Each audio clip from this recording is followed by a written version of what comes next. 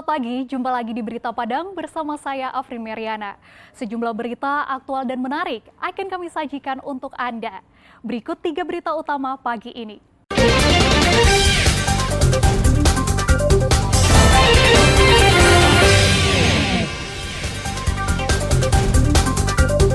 Tujuh ruko di Darmasraya ludes terbakar. 3 penambang galian C ilegal ditangkap Polres 50 Kota. Kenalkan adat Minangkabau sejak usia dini. Murid kelas 3 sekolah dasar praktek babaku.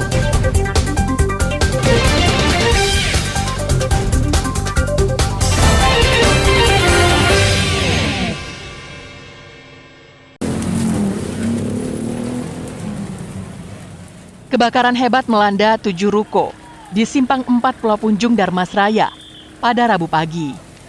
Dalam peristiwa ini, tidak satu pun barang milik korban yang bisa diselamatkan.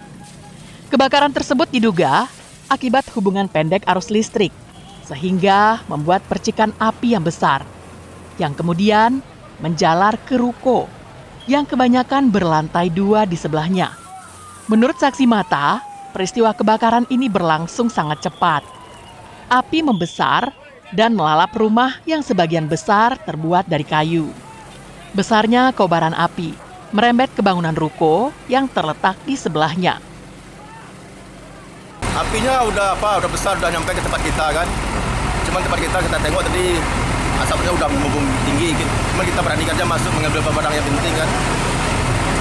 Dan setelah kita buka pintu semuanya, pemadam udah cepat datang, keadaan udah normal. Ini berasal dari pertengahan dari barang harian sama makanan, sabana.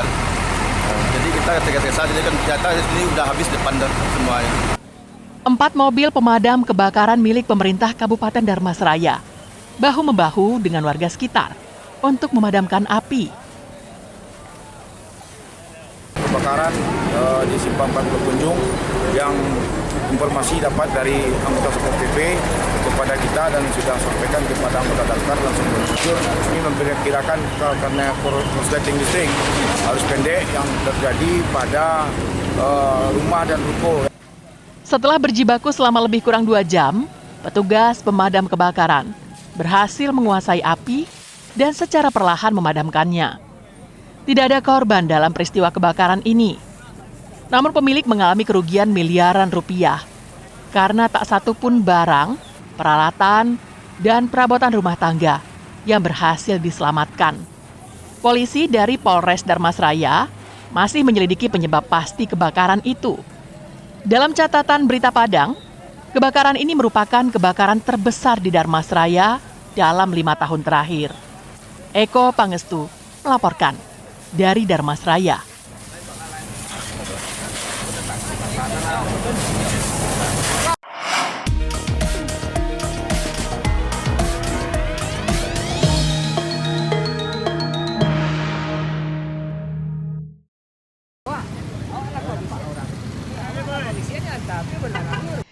Tim Penegakan Hukum Terpadu atau Tim Gakumdu Payakumbuh memeriksa terlapor pasangan calon wali kota dan wakil wali kota Payakumbuh, Zulmaeta dan Elza Daswarman pada Selasa siang.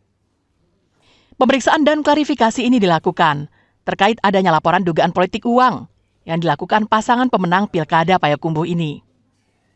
Calon wali kota itu datang ke Bawaslu Payakumbuh didampingi tim kuasa hukum, pimpinan partai politik, relawan, dan tim sukses. Pemeriksaan dilakukan secara tertutup dan berlangsung selama 2 jam. Setelah menjalani pemeriksaan, pasangan calon wali kota dan wakil wali kota Payakumbuh itu mengaku siap menghadapi proses hukum selanjutnya. Mereka juga membantah melakukan politik uang, seperti yang dilaporkan masyarakat ke Bawaslu. Saya selaku tim PH03 membantah bahwa itu tidak ada. Kalau para penegak hukum mau melanjutkan silakan. Kan nanti bertemu di pengadilan. Berarti itulah hukum. Siap untuk proses selanjutnya, Bang? Siap, kita siap. Kan untuk mencapai kebenaran. Semua pihak siap. Ini berlaku Bupati Minang. Saya yang bungkuk makanan saruang. Tim Gakumdu tidak saja memeriksa terlapor, namun juga memeriksa pelapor dan masyarakat sebagai saksi.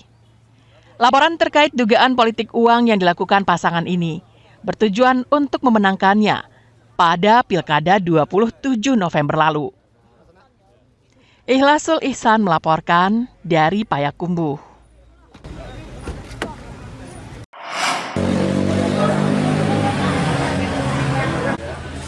Badan Pengawas Pemilu Sumatera Barat menemukan 11 pelanggaran pilkada, baik sebelum pelaksanaan maupun pada saat pelaksanaan pilkada berlangsung. Hal itu disampaikan anggota Bawaslu Sumatera Barat pada saat melakukan pemantauan pemungutan suara ulang di TPS 8, Nagari 4 Koto Pulau Punjung, Darmasraya, hari Selasa lalu. Pelanggaran pilkada yang terjadi itu tersebar di sejumlah kabupaten dan kota di Sumatera Barat. Hampir semua pelanggaran hampir rampung dituntaskan melalui prosedur hukum. Jika pelanggaran itu merupakan pelanggaran pidana pemilu, maka prosesnya hingga putusan sidang pengadilan. Namun jika pelanggaran itu bersifat pelanggaran administratif, maka prosesnya dilakukan di instansi terkait. Pelanggaran di Bawaslu Sumatera Barat itu, di 19 kabupaten kota itu, hampir ada di semua tahapan. Apalagi kalau secara pendataan, ada 11 temuan di Bawaslu Provinsi Sumatera Barat. Kemudian ada 62 laporan yang masuk ke Bawaslu di semua kabupaten kota. Sampai pada tahap ini, ada yang sudah ingkrah di pengadilan. Di Darmasraya sendiri, Bawaslu setempat menerima 4 laporan pelanggaran pilkada. Satu di antaranya laporan pencoblosan 2 kali yang dilakukan oleh seorang pemilih di TPS 8 yang menyebabkan KPU Darmasraya menggelar pemungutan suara ulang. Eko Pangestu melaporkan dari Darmasraya.